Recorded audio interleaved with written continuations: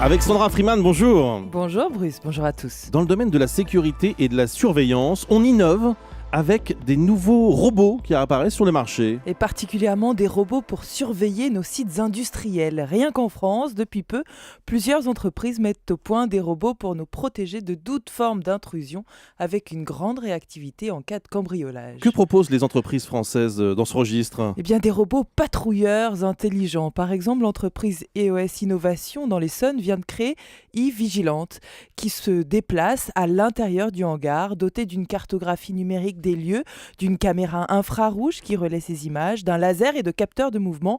Il peut couvrir plusieurs milliers de mètres carrés en quelques minutes et doit remarquer toute forme suspecte dans son champ de vision.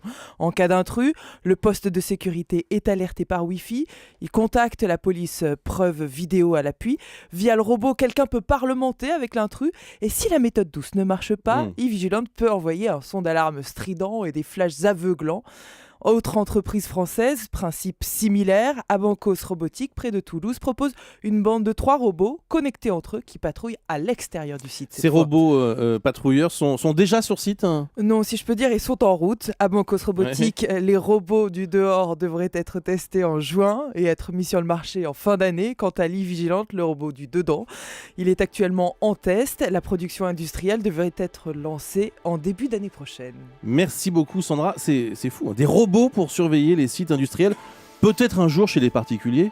On sait qu'il y a une explosion. Ouais, il y a une explosion des cambriolages, on le sait depuis quelques années.